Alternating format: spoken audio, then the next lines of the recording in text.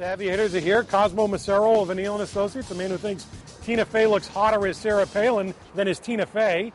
Peter Kadges, of the Boston Phoenix, a man who has yet to switch to the Sarah Palin glasses. I'll stick with my Harry Potter. I think that's probably for the best. They're on back order. Yeah. They don't come in that size, I don't think. Gentlemen, that's all the Sarah Palin talk we'll do for the day. If you don't mind, let's get serious. Let's talk about Wall Street. The shock market, as the papers are calling it, down 500 points yesterday. Lehman Brothers gone as we know it. AIG in deep trouble. Cosmo, you used to be the business editor of the Boston Herald. Make some sense of what the hell's going on. Well, certainly not a good day for America's wallet. And for folks today who aren't really feeling it or don't really see how they're going to feel it, they're going to feel it. Everyone is. They're going to feel it in their retirement funds. They're going to feel it in their 401ks, and they're going to see that $700 billion sort of wiped off of retirement funds across America. It was really a dark day, and the problem is it feeds on itself, because as these huge financial institutions begin to falter and collapse, access to credit for Main Street becomes more difficult. And people who need to do things like refinance that mortgage or replace that car or just get through day to day are going to find it more and more difficult to do that because of this domino effect of these financial institutions going under. Peter, before you worked for the Phoenix, you worked for Forbes. You understand this stuff better than most. The latest name we're hearing is AIG, and what's going to happen with them today? Are they the next shoe to drop? What's that all about?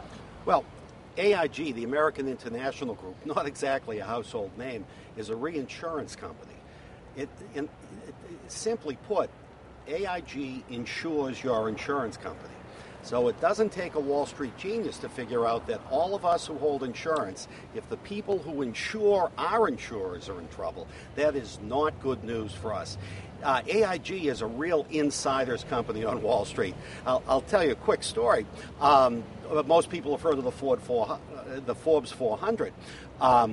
Hank Greenberg, who for many years led AIG, he was the only guy who could keep his name off the Forbes 400 as one of the wealthiest people in the United States, in the world. So that shows how much jing AIG has. Bad news for everyone. When they said Hank Greenberg was a big hitter, Cosmo, yeah, apparently he really was. Yeah. The other impact here is unemployment potentially. One of the things that these banks have to do, even the banks that don't look like they're yet in trouble, is show their regulators that we have enough capital on hand. We've got money. And in order to do that, you've got to cut costs, you've got to create reserves, and that's going to impact employment. So some of these other large institutions like Washington Mutual, which is teetering, they're in a lot of trouble, and it's going to have a ripple effect. Listen, it's thought that 30,000 jobs, high-paying jobs, will be lost in New York. The question is how many jobs will be lost here in Boston, which is, after Chicago and New York, Boston is a huge financial center. All this concentration of jobs in one place. Merrill Lynch being bought by Bank of America may be great for Bank of America, but someone's going to lose their job in this. Are any of these financial companies on the level? I mean, let's cut to it. I think they're certainly on the level, but they certainly made bad decisions. Everyone in this industry made bad decisions on who to lend to, what kinds of risky mortgages to underwrite, and now they're paying the piper. And Peter is absolutely right. Merrill is a great pickup for Bank of America. It's great for their business, but you know what? They need to find billions of dollars in efficiencies in there. And you know what that means? Job cuts, layoffs. Exit question. Do either of you have any confidence when President Bush comes out yesterday and says, we'll get through this, the market can handle it, we're going to do what we need to do? I don't think any one individual, the President included, the Treasury Secretary, can reassure America right now that everything is going to be just okay.